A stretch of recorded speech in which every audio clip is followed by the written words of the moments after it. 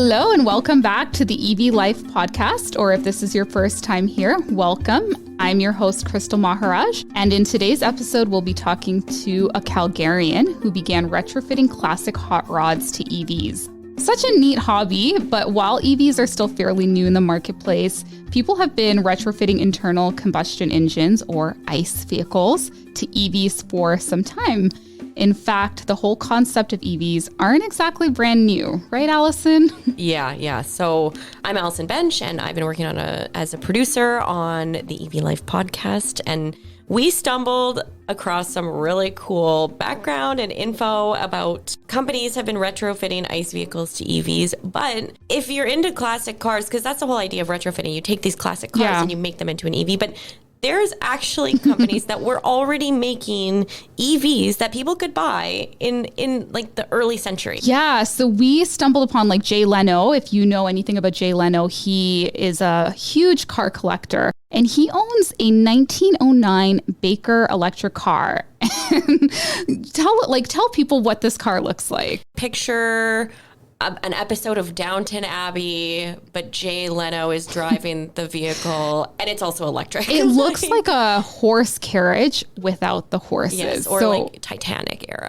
Yeah. So you really need to go Google this car if you've never seen it before, the Baker electric car. And if you put in Jay Leno, there's actually video of him driving this thing around. So it's pretty cool. Yeah, and I know he's a big car collector, and I know that there's a lot of people who love collecting or even just seeing or just love classic cars. Like, they look so different than the cars we have now. Yeah, and I think the whole idea with retrofitting is, there are so many options for EVs today, but some people want that classic car look, but they still want an EV. And so this is kind of like a way to have your EV, but also not lose that, the classic era of cars. So another cool, thing that we stumbled upon was the Bond car. So Aston Martin is actually turning a few of those cars into EVs, which I think is so cool. Neat. So cool.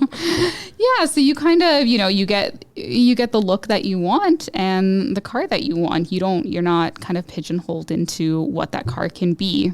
Mm-hmm. And I think also, and I know our interview gets into this a little bit more too, is that there is also a benefit to retrofitting an older car just because, you think of a newer car. And when I say newer, I mean maybe in the last, 20 years. Mm-hmm. Those cars have a lot more technology. But these older cars, I think, because they don't have air conditioning and a dashboard with technology on it, I think it's simpler for them to convert it. Right. But I do think, I'll be honest, I think the look is a big part of it, especially for our guest today. I think he's very into classic cars. Yeah, so we'll be talking to Terry Orr today. He is known as the mad scientist. He's a Calgarian and he just has a love for hot rods and decided one day that he was going to retrofit old classic car to an EV. So he joins us to chat a little bit about how he got into that, and then he'll offer some advice for those of you at home who may be considering picking up retrofitting as a hobby. So let's jump into that interview. Terry, I'm really excited to talk to the mad scientist. Sure. Where did that name come from? Oh, I don't know. Well, I've actually been interviewed a couple times, and I guess I just wanted to describe what I do. And the problem is I do so many. It's kind of all-encompassing. There's a lot of things involved in, I guess, doing EV conversions. But mad scientist is a good one to kind of encapsulate the whole process. Yeah. So you mentioned that you kind of have your hands in multiple different areas. You started off as a car mechanic. Is that correct? Well, not officially. I guess I've always liked to build things, fix things, invent things. And when I was in high school, of course, I got into cars. Everybody needed a car in high school. Yep. And I got the car bug. It bit me pretty hard. And I ended up getting really interested in hot rodding cars, fixing them up, making them better, making them a little faster, and that sort of thing. So it just started off as a hobby. Yeah, definitely. And I just feel like it's nice to have a custom car, something that you built yourself. You know the car inside out, that kind of thing. Nice. And so how did you go from fixing up hot rods to converting traditional combustion engine cars to electric vehicles. That's quite the shift, isn't it? Well, in a way, it's kind of, it's all about the timing, really. So that was high school, and I did that for a while. And then, of course, life came along, and I ended up having a family and a career and started a business and that sort of thing. So I couldn't really work on cars for the longest time.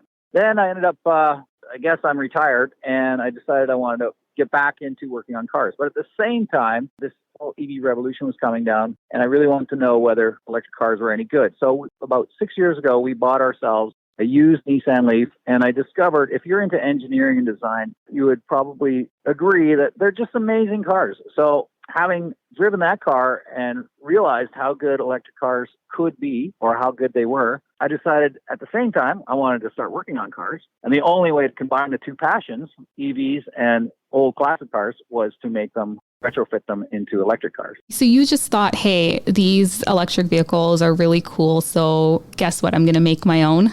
Yeah. And, I'm always up for a challenge. So, having worked on cars before and gone to lots of car shows and seen, I used to grow up reading hot rod magazines, that sort of thing, and looking at sports car magazines. It's all kind of been done to death. So this was a whole new frontier and very exciting and very challenging. And so that's what I wanted to try and tackle. So when you started retrofitting ICE vehicles to EVs, you said about 5 or 6 years ago, were there a lot of people doing this? Well, not really. In fact, there still isn't too many here in, definitely not in Alberta or even in Canada. I'm probably one of maybe a handful. And when I say a handful, I'm talking like 4 or 5 people that are doing it or have done it in all of Canada.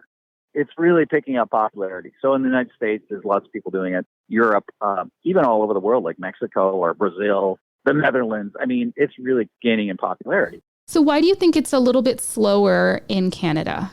Well, I think a couple of reasons. It's just we take a little bit longer sometimes to catch on to things, but also maybe the parts are harder to come by here and maybe a little more expensive. Right. So I can see that. I can see it. Definitely the interest is there. And I think it's going to pick up. But for now, that's where we're at. So if you look at the evolution of kind of EV conversions, it was about 10 years ago, 2010, around that era, when people really wanted electric cars, but you couldn't buy one. And so people started building their own. But it was kind of primitive. It was a lot of backyard mechanics, and they were using forklift motors and that sort of thing. Interesting. And so there was a 4 or 5 years of that. And then when the Nissan Leaf came out, the Tesla Model S, like actual manufactured electric cars, the EV conversion interest kind of dropped a little bit. There was kind of interest there for a while, and then it dropped off. But then it picked up again, and now we're right now on a huge uptick in interest. And I think the difference really is there's more components, parts, better quality stuff that you can choose from, and it's really transformed the final product. So now, when I do an EV conversion, you've got a car that's really quite viable. It runs and drives excellent, and it's got, highway speeds, and you can go a reasonable distance. So it's really makes a difference. So it's a car that you're comfortable taking on the highway. Would you take it on a longer distance trip? Well, it really depends. So the cars that I build are mostly, like I say, classic type cars. So people really aren't using them to go cross Canada, right, for example. They're more for going to car shows. They're more for appreciating. And when I go to car shows today, for example, I see all sorts of classic collector cars, even some hot rod cars. None of those guys drive them, across the country. Right. They serve a different purpose. Now, having said that, there are people right now doing EV conversions on Land Rovers and Jeeps and all sorts of things. So it's really evolved to that level. So right. It kind of just depends on what you want to do and what your goals with your vehicle are, and kind of also what your budget is too. So Terry, how many vehicles have you converted so far? Well, I've just done the 2, and I've got the third one. I'm in the process of doing a Porsche 914. So that's going to be my poor man's Tesla Roadster is what I call it. Looking forward to that one. And I'm helping a local high school. They've got a project where they're going to be converting 2 vehicles. So I'm helping with them, and they're going to, in turn, roll that into part of their high school shop class curriculum. Have you been hearing a lot of excitement from the students looking forward to working on this project? Well, yeah, it's a mixed bag. It's the same everywhere. You got some people that are kind of, I guess they kind of still don't really understand how exciting it can be. I guess. Right. From my viewpoint, they're still kind of thinking the old ways or the old cars and the old ways of doing things. And then there's other kids that are just, they know this is the future and they're very excited about it. Right. And how did you get involved working with high schools? Well, just through mutual friends. I guess they found out about me and they contacted me. So essentially, you know, I am retired, not just doing this as a sideline, as a hobby. But what's happened is I've been approached by so many different people now that I have quite a few other cars lined up that people will be paying me to help them do the conversion. So you're turning this into a little bit of a business.